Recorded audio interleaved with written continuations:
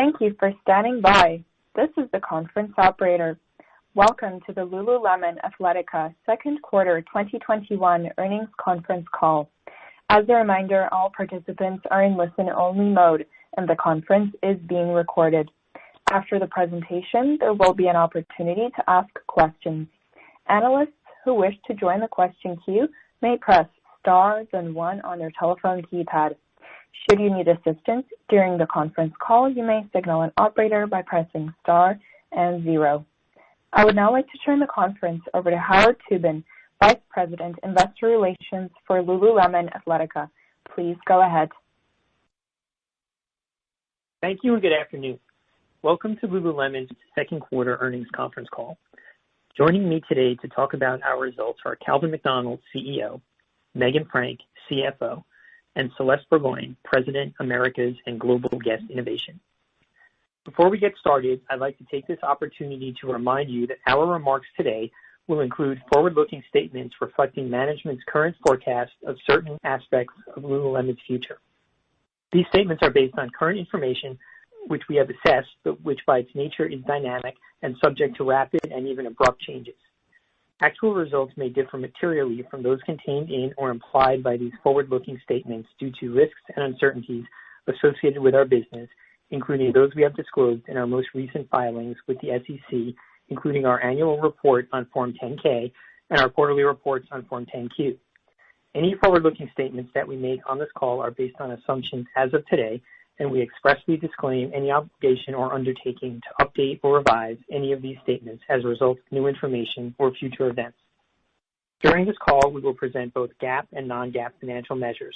A reconciliation of GAAP to non-GAAP measures is included in our quarterly report on Form 10-Q and in today's earnings press release.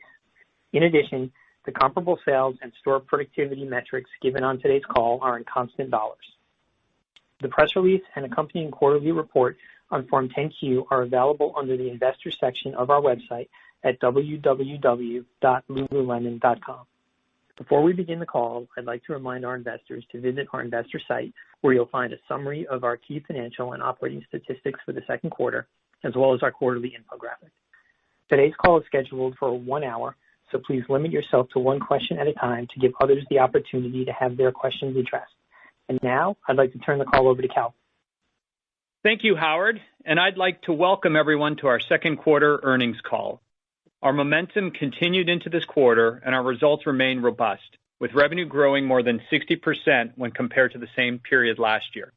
And on a 2-year CAGR basis, we are pleased to see an acceleration relative to our first quarter.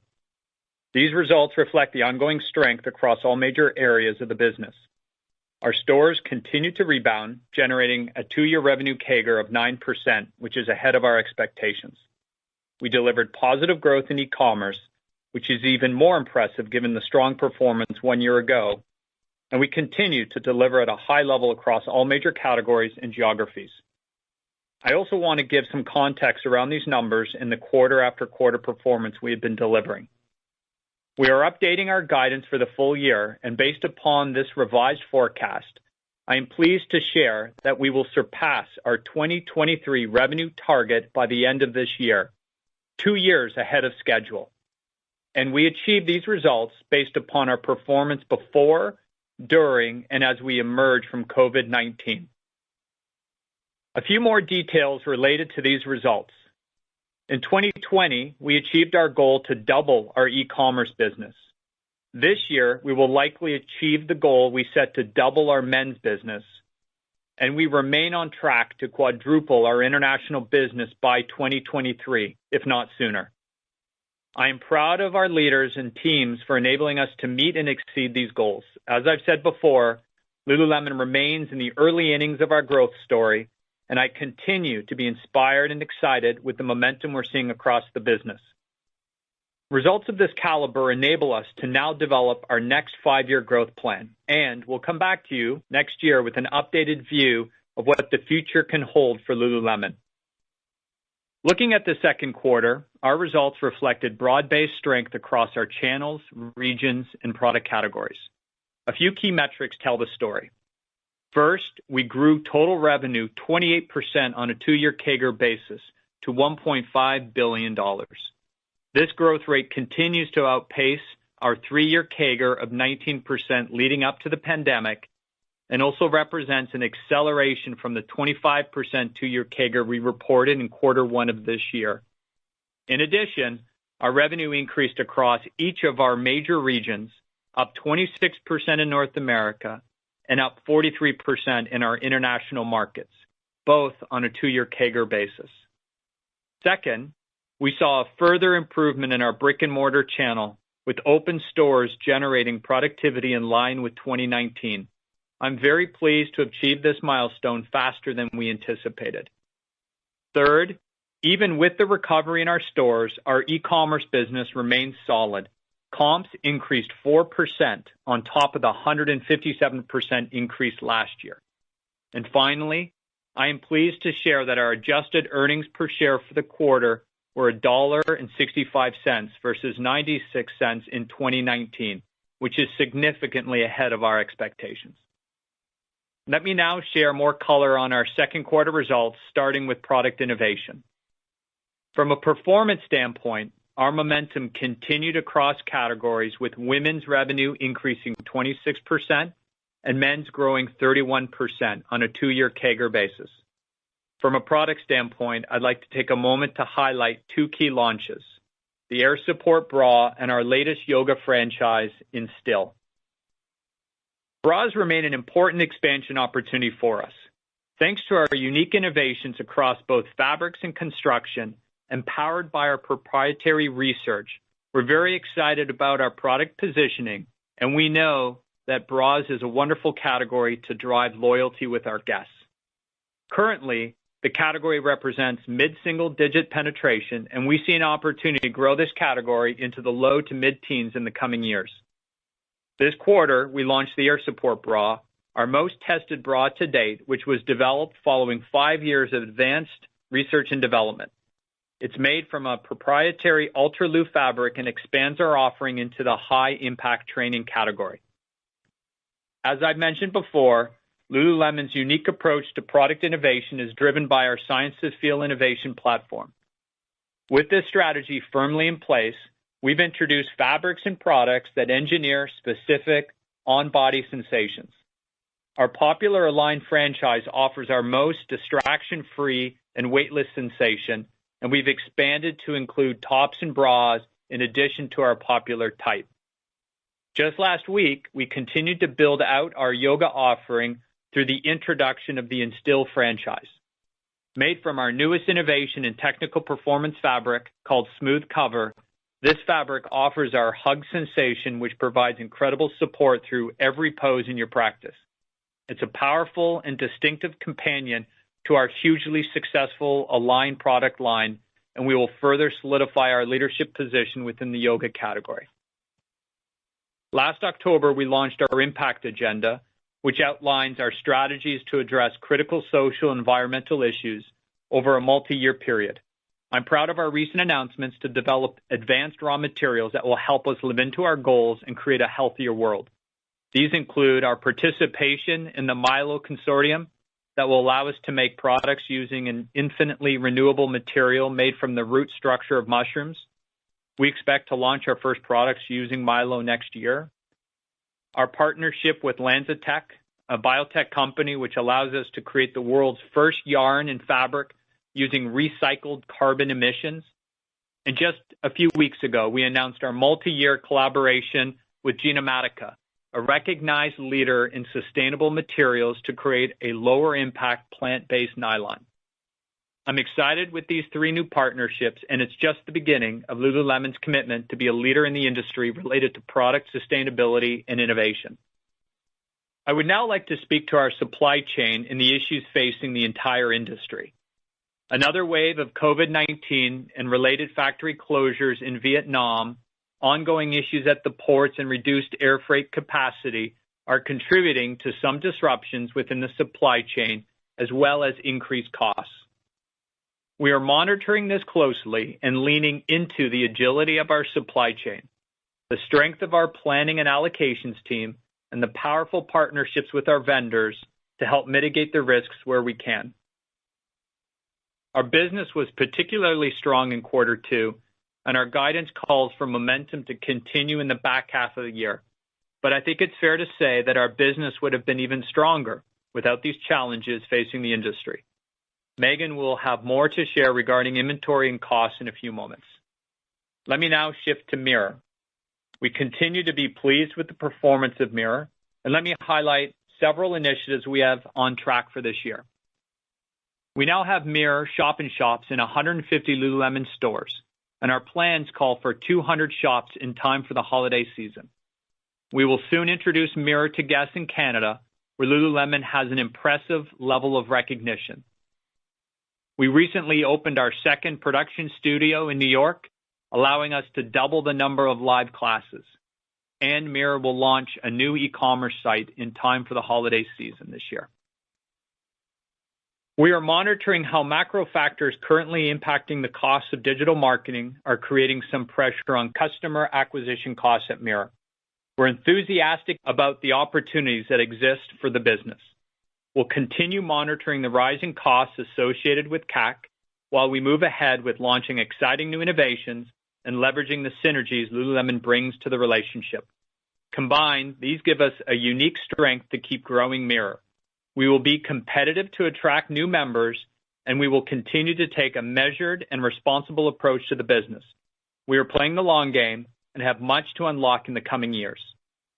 We're also excited about how Mirror can be the vehicle through which we offer long-term benefits to our guests, such as membership programs and special experiences.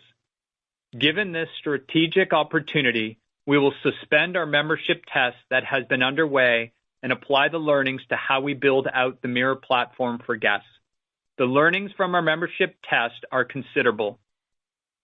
Some examples include digital sweat classes and community events were top drivers of overall program engagement.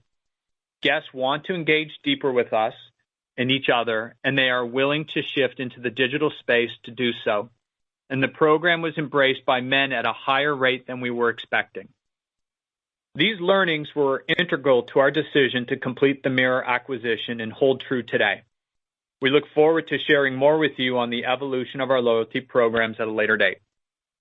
Switching now to international, our sales trends continue to be robust, with all major regions generating strong double-digit sales growth on a 2-year CAGR basis. We opened 8 stores outside of North America in Q2 and remain on track to open 35 to 40 stores this year internationally. As you know, we also see continued growth opportunities within North America, and I am pleased to now hand it over to Celeste, who will share some additional details with you on our stores and e-commerce business. Celeste? Thank you, Calvin. I'm happy to be on the call today to speak to our Omni Guest Experience pillar and to share some additional details on our Q2 performance. Looking at our store channel, total revenue increased 142% versus last year and 9% on a 2-year CAGR basis. Traffic was strong and increased over 150% versus last year. In addition, I am thrilled that we were able to achieve productivity in our open stores equal to levels we saw in 2019 and happy to see these results sooner than we expected. This performance not only speaks to the success of our Kickstarting Our Stores initiative and the strength of our merchandise assortment, but it also speaks to our educators and store teams who bring our brand to life every day for our guests. Now let me take a moment to share with you a few highlights from several exciting community activations we recently hosted throughout the quarter. In Atlanta, we co-hosted a charity event created in partnership with leading Atlanta fitness influencers, Mecca Day and EJ Houston. Guests took 3 back-to-back classes, and Lululemon matched all ticket sales, which were then donated to the Black Women's Health Imperative. In Chicago, beginning in July and running through October, Lululemon is partnering with Urban Juncture Foundation to host a community pop-up on Chicago's South Side in the Boxville Marketplace. Boxville is a very unique collection of shipping containers designed as a space for the community to gather and local businesses to engage in commerce. Our activation pairs our ambassadors with fitness instructors from the local community to lead over 140 complimentary fitness classes. The turnout for these classes has been really positive. And I'm really excited that we're celebrating the 10-year anniversary of our iconic Seawees event with a virtual run later this month. We are really proud to be able to bring the Lululemon brand to our guests in these unique and compelling ways and we are excited about what is yet to come. Switching now to e-commerce. As Calvin mentioned, sales trends remain positive with total digital comps up 4% in Q2. This result comes on top of the 157% increase in Q2 of last year, which benefited from our online warehouse sale, an event that we did not repeat this year.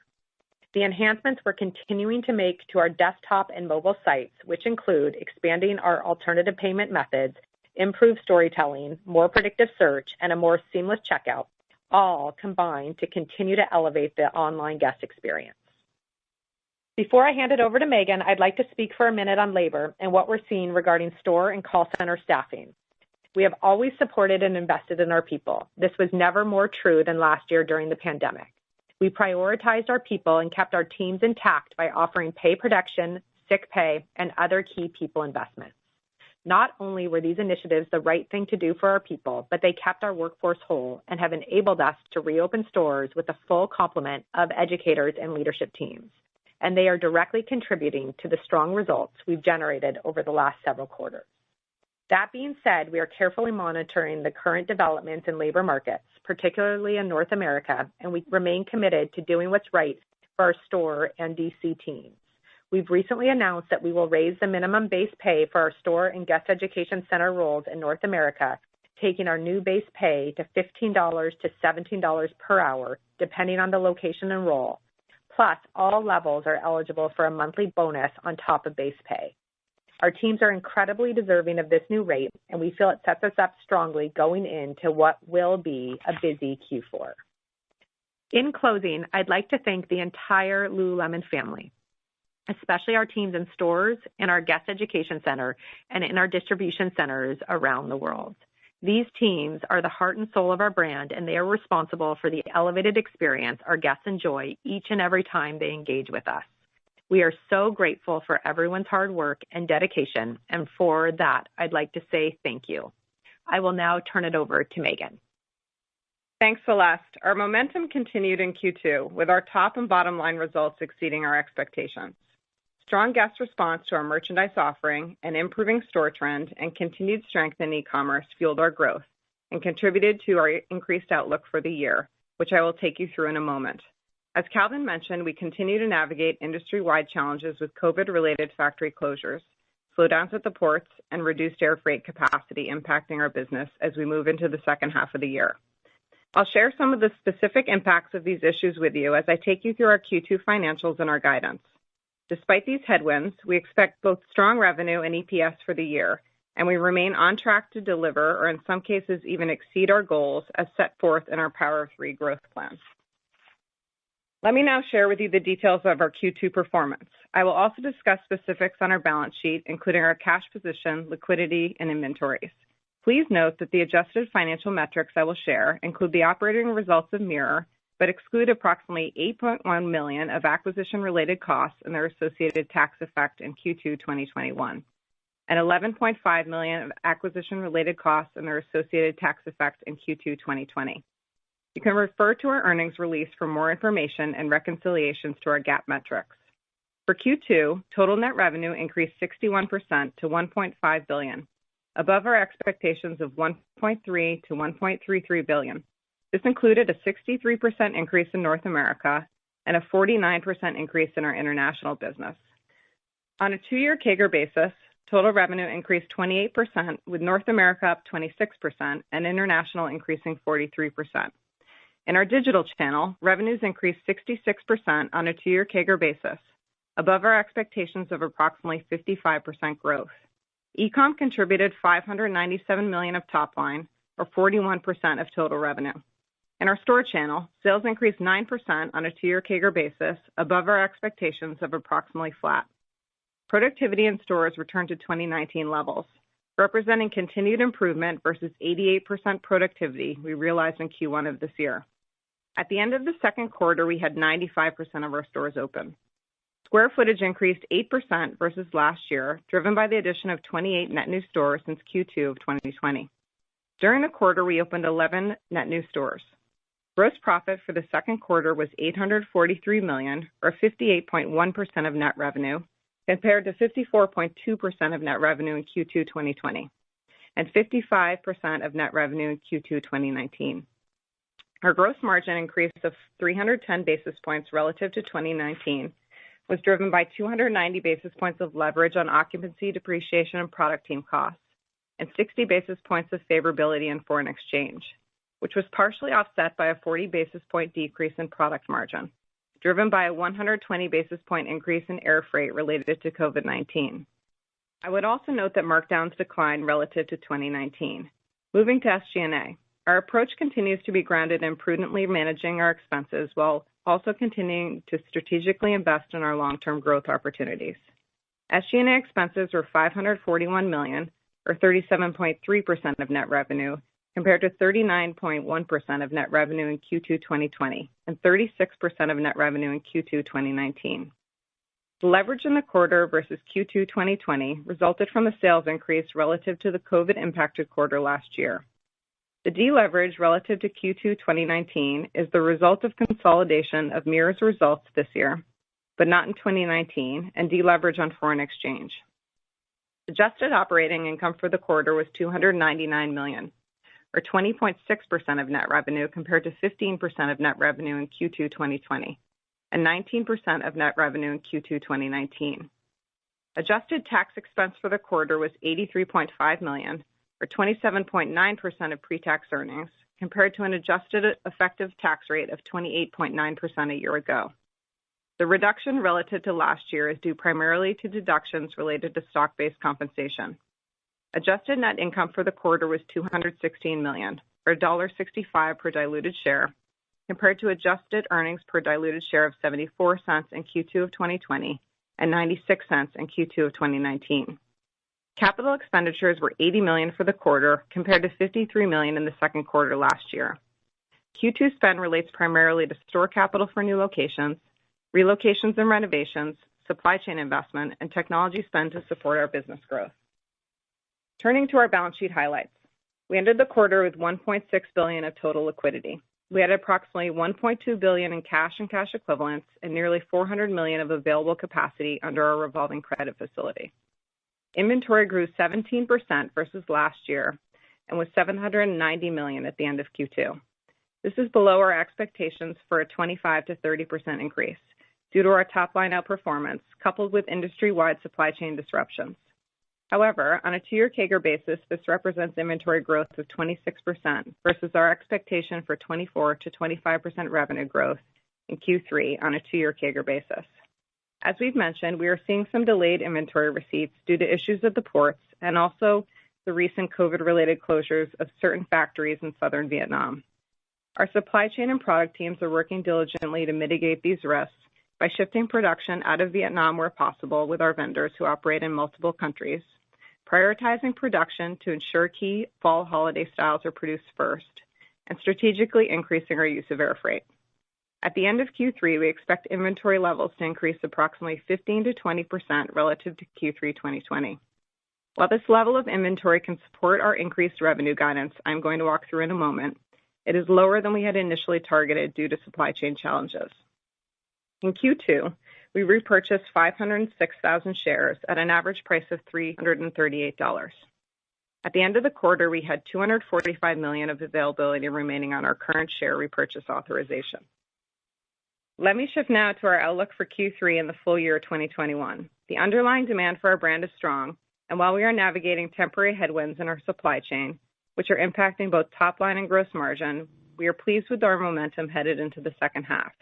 We currently have approximately 95% of our stores open globally.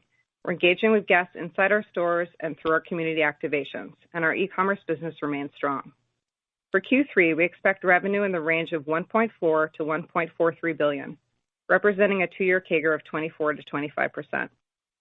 We expect gross margin in Q3 to increase 50 to 100 basis points versus Q3 of 2019. Relative to 2019, our gross margin is benefiting from a higher e-com penetration and leverage on occupancy and depreciation.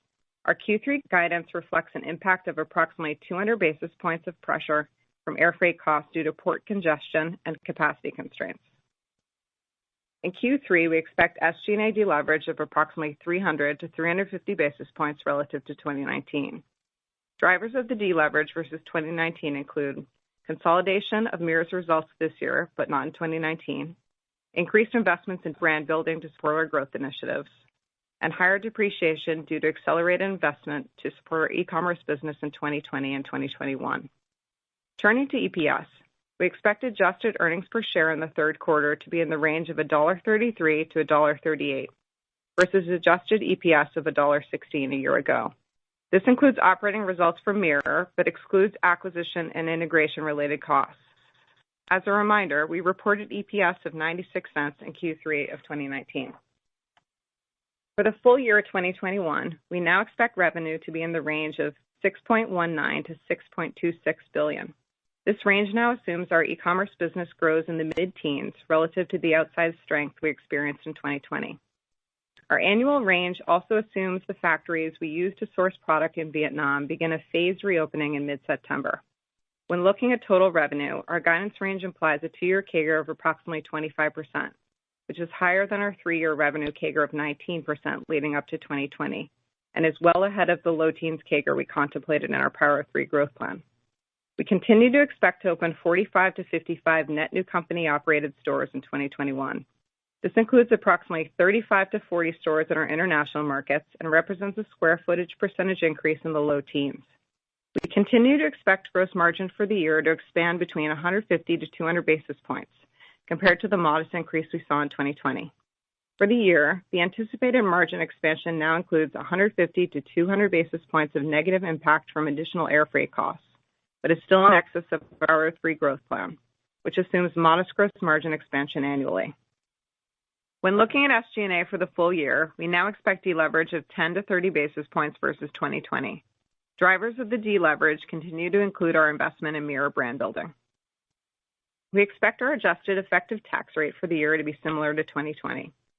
We now expect our fiscal year 2021 adjusted diluted earnings per share to be in the range of $7.38 to $7.48. Our EPS guidance continues to assume modest dilution from Mirror in the 3 to 5% range, excluding acquisition and integration-related costs. It also excludes the impact of any future share repurchases. We continue to expect capital expenditures to be approximately $365 to $375 million for 2021. The increase versus 2020 reflects increased investment in our supply chain, digital capabilities, new store openings and renovations, including Mirror shop-in-shops, as well as other technology and general corporate infrastructure projects. Before handing it back to Calvin, I want to express my gratitude to the entire Lululemon collective. It is you who brings our brand to life every day and enables our strong financial results. And now back to Calvin for some closing remarks. Thank you, Meghan and Celeste. Before I open it up to questions, I wanted to take a look back on these results and the previous quarters and speak for a moment about the unique business model that drives our success, enables our strong performance, and allows us to navigate COVID-19 and the current headwinds impacting our supply chain. Our vertically integrated model and high margin structure allows us to use more air freight while still delivering gross margin expansion. Our focus on technical athletic apparel allows us to benefit from trends in consumer behavior that are becoming more important year after year, and our inventory, which leverages many key core styles with less seasonality, helps us navigate and mitigate disruptions within the supply chain. Looking at our business over the course of the second quarter and the first half of the year, I continue to be excited about our day-to-day progress, our ability to sustain momentum quarter after quarter and year after year, and the incredible long-term prospects for our brand. And with that, we'll be happy to take your questions. Operator? Thank you. We will now begin the question and answer session. Analysts who wish to join the question queue may press star then one on their telephone keypad. You will hear a tone acknowledging your request. If you are using a speakerphone, please pick up your handset before pressing any keys. To withdraw your question, please press star then two. We will pause for a moment as callers join the queue. The first question comes from Adrienne Yih with Barclays. Please go ahead. Yes, good afternoon and congratulations. I mean, these are just really stellar results, and I mean, so much is going on, right? So many puts and takes. Calvin, I guess my question is, With lead times that are generally, let's call it 6 months plus, I'm wondering if you can give us some more details on the amount of exposure that you have maybe to Vietnam. Is it really just product coming out of that country, or is it bleeding into the region? And though you're going to air freight product, is that air freight for upside, or is that air freight to potentially meet holiday demand? Thank you very much. Hi, Adrienne. It's Meghan. I'll actually take that.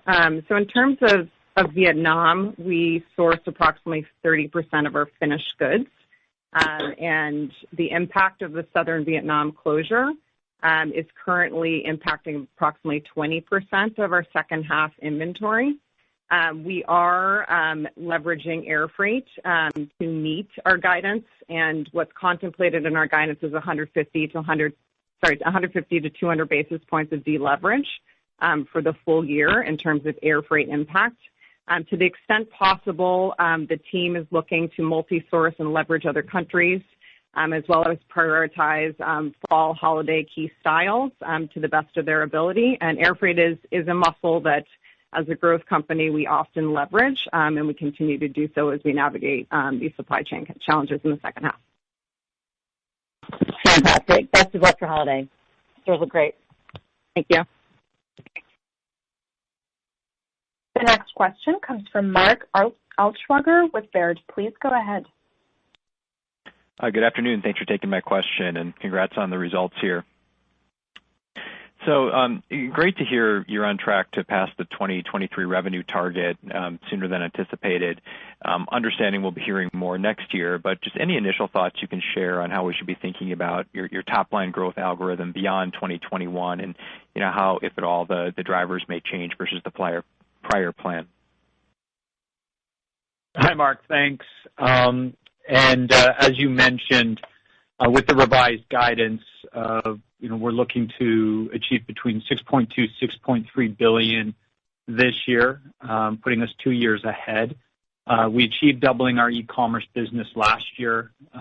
We will double our men's business this year, and our international business is ahead of the 4-time growth we put out to be completed by the end of 23. So it really, supports the early innings in growth across multiple levers. The power of 3 initiatives focusing on product, guest experience, and market expansion are still the key areas of focus that we will drive our innovation through. And the growth targets within that is what you should continue to look forward beyond 21. But we do plan to come back with our long-term thinking next year and share more with you at that point. Thank you. And Calvin, just a quick follow-up. Can you expand a little bit on the plans for membership? I guess I imagine it was a challenge to get reads on the tests given everything that's been going on the last 18 months. But do you still see an opportunity to have a loyalty program that exists outside of the Mirror platform, or what form might that take? Thank you. Great. Yeah, no, absolutely, Mark, and thanks for the question. I'll break it into 2 things. One, the membership test, we learned a lot. In particular, the way the test was set up, as you know, is it was a paid membership program, and our guests received a number of benefits linked to sweat.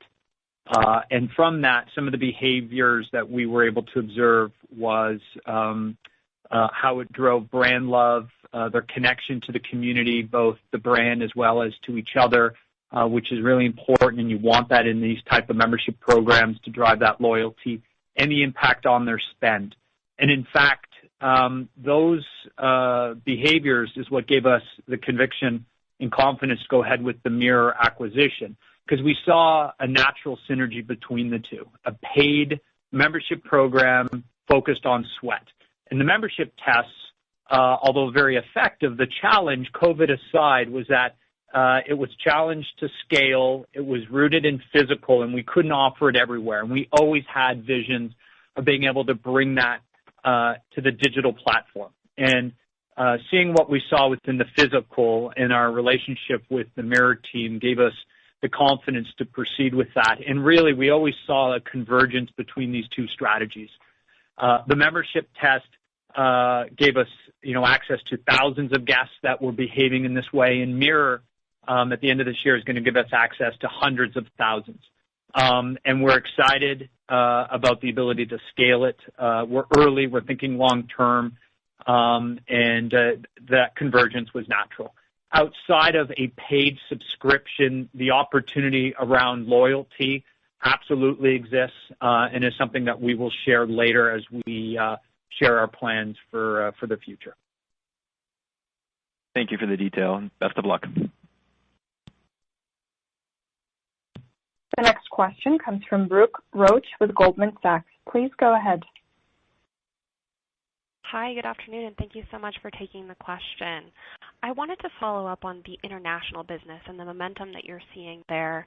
Can you provide some additional insight about what's working really well in those geographies, and perhaps a little bit more detail on your outlook for China momentum into the second half? Thank you. Great. Thank you, Brooke. Very pleased with our international business. Very pleased with growth across every market we are in. Now, different markets have been impacted differently from COVID. As you know, Australia, New Zealand in particular right now is where the bulk of our global store closures are taking place. But even with that, our online business is doing very well.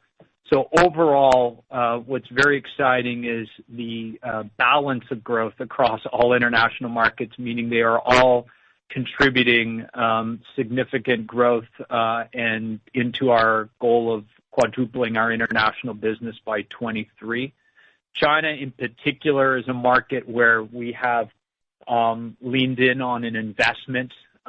We've opened a head office in Shanghai. We are leaning in hiring and supporting local teams within that market, and in our store expansion, as well as our digital innovation and support. So China is definitely one of our key markets. We are seeing good growth. We are investing in the country, supporting the teams, and overall the international business, like our business in North America, and some of our category opportunities, very early and growth across all channels in the markets and product categories. So excited about what the future continues to hold for our international business. Thank you. And if I could just follow up with a question for Meghan on the SG&A leverage outlook. There are a lot of moving pieces within the outlook, some investments in brand building, higher wages. Can you help us think through some of the puts and takes of that leverage component and SG&A into the back half of this year? Thank you. Yep. Hi, Brooke. So in terms of SG&A, we guided for Q3 to 300 to 350 basis points of deleverage relative to 2019. And that includes Mirror consolidated in this year's numbers and not in 2019. As well as brand building, which would include both that Mirror piece as well as our current field campaign. And then we also have higher depreciation relative to 2019, just given our investments behind digital and the strength of that business. When we look at the full year, we've got 10 to 30 basis points of deleverage for relative to 2020, and that is better than the 30 to 50 basis points that we disclosed previously. And really driving that deleverage would be the consolidation of Mirror for the full year, as well as investments again behind our digital channel. But really pleased overall, I would say, with the operating flow through of our business and remain on track to our Power of Three growth plan, as we've discussed.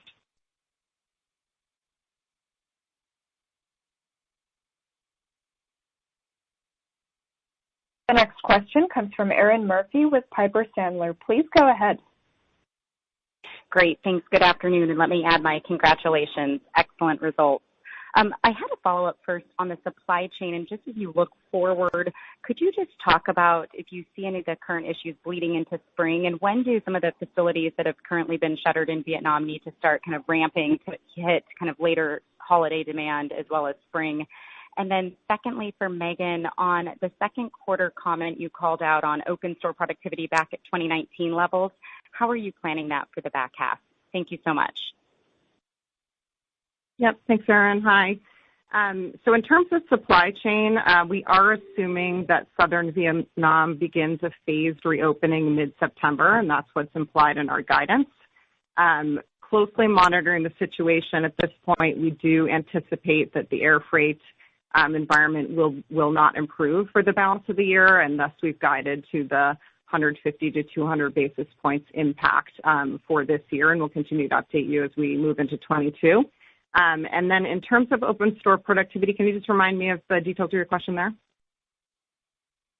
I was just curious. You said you were back in 2019 levels in the second quarter, which was ahead of plan. How are you planning store productivity for open stores in the back half?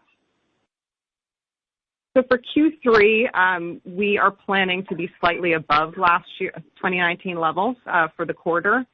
When we look to Q4, we're really pushing into our omni-channel strength, and we'll be agile across both channels, meeting the demand where it comes to us. But we are sharing slightly above 2019 productivity for Q3. Great. Thank you so much. All the best.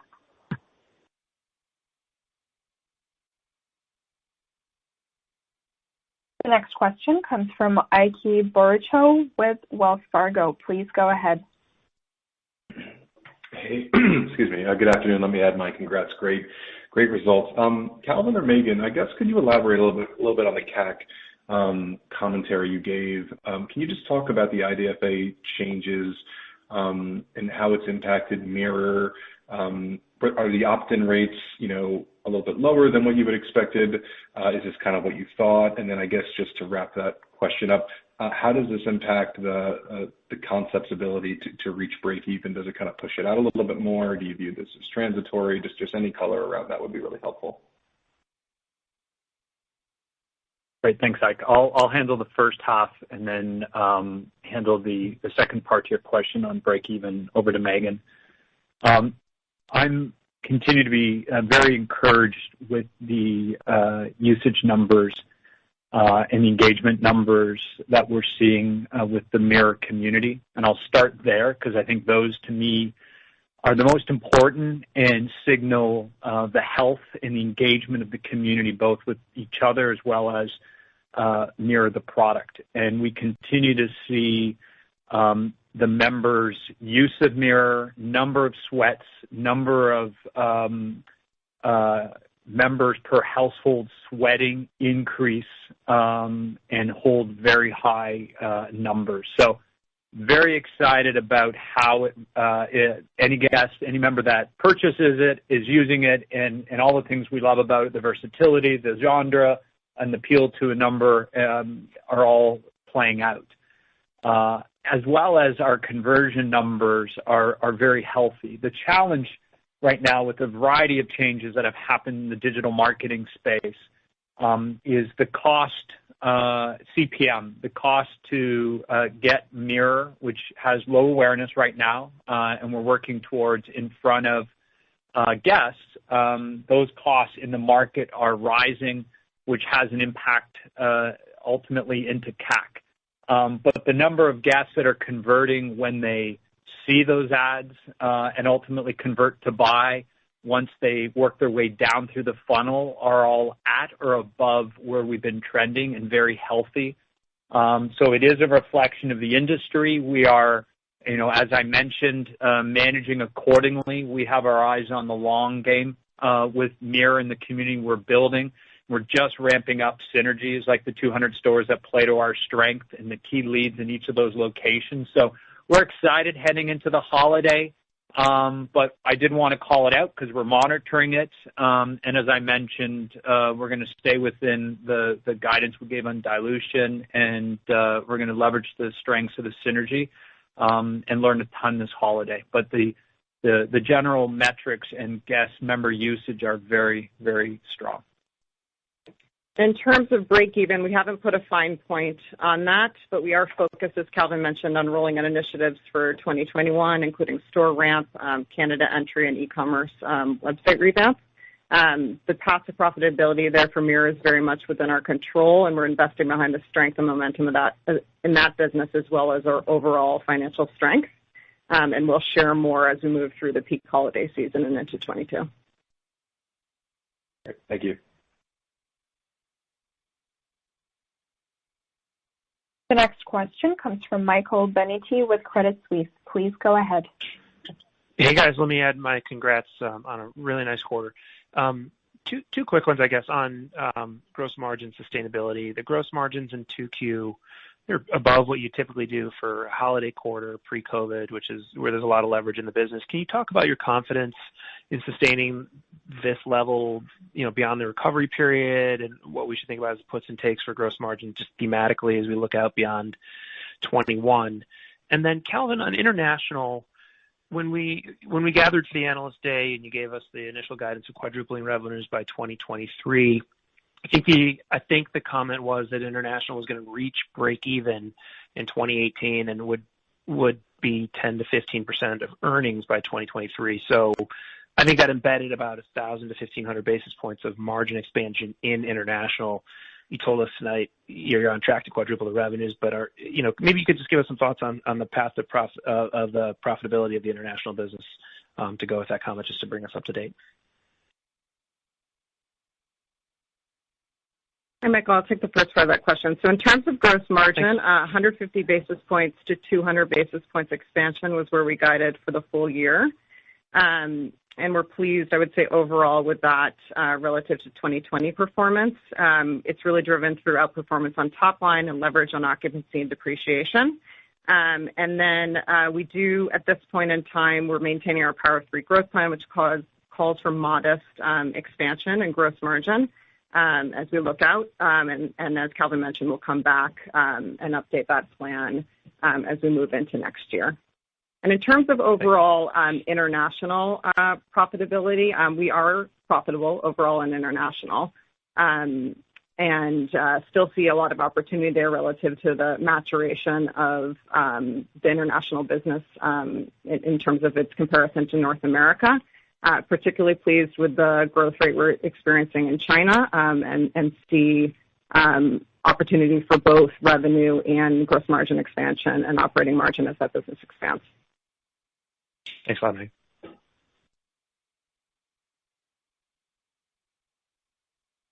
The next question comes from Lorraine Hutchinson with Bank of America. Please go ahead. Hi, thank you. I wanted to focus on the men's business for a minute. The 2-year CAGR continues to accelerate. I was just curious where you've seen success and then what you're excited about for the back half and into next year vis-a-vis men's. Hi, Lorraine. It's Calvin. As you alluded, we're very happy with the overall growth in our men's business, 2-year CAGR of 31%. I'm sure you remember last year when heading into COVID, our men's business was leading growth over women's. And then with the shutting of our stores and other shifts that were happening as a result, we saw that business slow, both in the industry as well as with ourselves, even though we were putting on market share. And at the time, I sort of indicated that it would just be a matter of time. We didn't see anything systemic in our men's business that raised any concerns for us. And those, scenarios played out as stores opened. He came back into the store, which stores still remain a wonderful acquisition vehicle for us to get new men into the business and into the brand. And it has just continued to gain momentum through each quarter. And then with Q2 being sort of back at that, great growth where, we're going to double our business at the end of this year, 2 years early from when we started at the beginning of 2019. And when I look at the growth, it is balanced across all the categories, which is very healthy. They're obviously between bottoms and tops and shorts and outerwear and some of the accessories, you see a slight variance in growth, but overall they're all double digit, all very strong, and it's a reflection of, building deeper relationships with our existing guys, them spending more and continuing to acquire and bring in a new male guest into the business. And we will share the role men's plays in our future growth plans early next year when we sort of reset. But it continues to be very strong across all markets around the globe. and it's driven both by current spending more and our acquisition of new guests. Thank you. The next question comes from Matthew Boss with JP Morgan. Please go ahead. Thanks, and congrats on another great quarter. So maybe Calvin, as we think about 28% revenue growth relative to 2019 in the second quarter, mid-20s in the first quarter, is there a way to rank the drivers of the outperformance that you're seeing relative to that 19% pre-pandemic? Or maybe said differently, do you believe the TAM coming out of this crisis is larger, broadly multi-year for the Lulu brand, or are you taking accelerated market share, or is it a combination of both? Great. Thanks, Matt. It's definitely a combination of both. We've shared and continue to see our brand gaining market share across categories, men's and women's. Equally, we know that the pandemic drove forward, accelerated some of the guest behaviors that play to the strength of our brand. One is general fitness, awareness to being well, living well. Two, the importance of functional apparel, which is critical, and again, plays to our strength. And third is really the roles and categories that our brand play in and how the guests are wearing and using the gear. So I think I know the TAM has been impacted by those macro trends. We're well positioned within that TAM to address it in a very effective leading way. And I think that combined with our ability to gain market share against our competitors is helping to fuel the business and will continue as we look forward to the years. And, you've heard me say this before, this brand is early innings across product with activities where we focus on run, train, yoga, and OTM, categories within those activities, and both our men's and women's business. Markets, North American, international, and channels online and stores. So we are early innings in our growth. That's why we see such balanced growth across markets, channels, and product categories. And the impact that COVID has had on TAM plays to these strengths and plays to our growth story and the opportunity that we see ahead for our brand. Great. Congrats again. Early innings is a great thing. Thank you. The next question comes from Jay Sole with UBS. Please go ahead.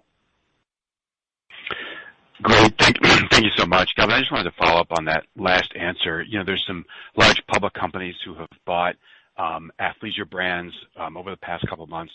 Just wondering how you think that impacts, the company's ability to continue to reach its goals. And can you remind us, what is it about Lululemon that continues to allow you to be a leader when a lot of other companies are going to be, big companies with big resources are going to be making investments in this category? Great. Thanks, Jay. There's a lot in that question, and I'll unpack a bit of it. But those brands that have been acquired have been in the market. We've competed against them before, and we've always liked our unique and differentiation within what has been a crowded marketplace, and yet we continue to put up the results we've put up in the past number of years. And that really is rooted in a number of very unique attributes to our brand.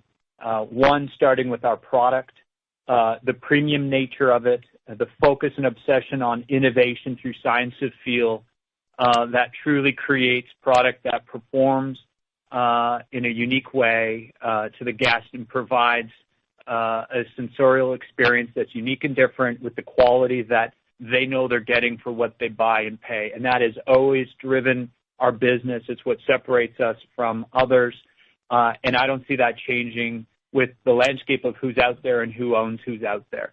our obsession with raw material and our investment in our product is what we do. It's what we obsess about, and it's really what drives why the guests feel, different and continue to sort of be loyal to this product and brand. And the second is the power of, human connection through our educators, to the strength of our community and the investments we make at grassroots through our people, through our ambassador community, and then the exciting addition of Mirror into that community. But everything we do around human connection, science of feel, that's fueling that, that continues to differentiate the brand and its unique position as premium, but through quality innovation. We believe continue to be unique differentiators and drivers of the brand, and have obviously, been in place and fueled the growth that we've seen so far. Got it. That's helpful. If I could just ask one more question, switching gears for a second. If we think about the holiday environment, Calvin, how are you thinking about maybe some opportunities that could be presented around pricing if we are in an environment where a lot of companies are having trouble sourcing the units they need, or they would want to really fulfill the demand, the consumer demand that's out there? Does it create opportunity to take some pricing to offset, cost increases, whether it's in labor or other areas? And how do you think that the overall environment will respond to a situation where everybody's being challenged by supply chain issues in Asia? Yeah, we take pricing, obviously seriously, in that we're constantly monitoring and testing, driven out of the innovation of the product. We're well aware of the inputs of inflation and costs, and have that in our guidance that Meghan has provided. We look for opportunities, both where we could price up and or price down to be positioned in the marketplace based on assortment and range work. So it's pretty fluid, Matt, and we're comfortable. Very fluid, and we're comfortable with sort of how we're positioned today in addressing it. But any pricing changes would be in Meghan's guidance, and there's nothing of significance planned or that you should expect. Got it. Thank you so much. The next question comes from John Kernan with Cowen. Please go ahead. Excellent. Thanks for squeezing me in. Congrats on all the momentum. Calvin, can you talk about the investments in renewable materials and the stance on sustainability that you're taking? How much of a percentage of the assortment can this represent over time? How's the margin profile of the sustainable product look versus the current assortment? I have a quick follow-up for Meghan. Thanks. Good. Thanks, John.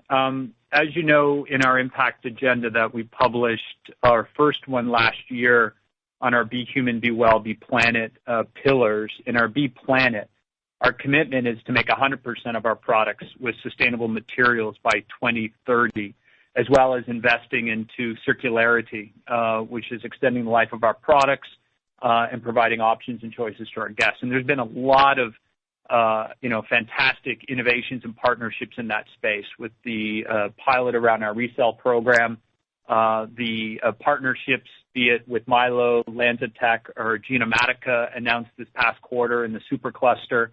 So it is a very important driver of innovation for our business. We've established plans to improve the planet that we're committed to. And as these scale and as we continue to drop collections and learn, we are not anticipating or have we factored in a margin pressure result.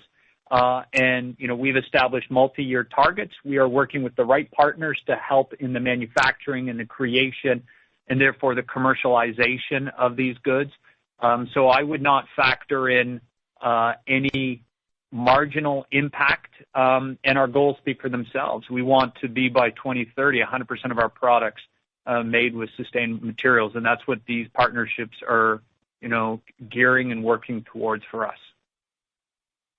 That's exciting. Thanks. And Meghan, maybe just a quick follow-up on the increased outlook for air freight. I think that everybody's seeing, I think it's now 150 to 200 basis point of negative impact for the year. how should we think about this in terms of recovery? It seems like most of this is cyclical and much of this can be recovered fairly quickly as the supply chain begins to open up. Is that the right way to think about this? Is that the gross margin would obviously be a lot higher without some of these supply chain pressures, and that some of this is just cyclical rather than structural? Yes, I would say definitely view it as temporary in nature. Obviously, the environment's really dynamic and fluid today. As I mentioned, we anticipate it will be with us for the balance of the year, and we'll update on 2022. There will be likely some puts and takes in margin as we move forward, and we do remain committed to the margin target that was in our Power 3 growth plan of modest expansion annually. Excellent. Thank you. Congrats. Thank you. That's all the time we have for questions today. Thank you for joining the call and have a nice day.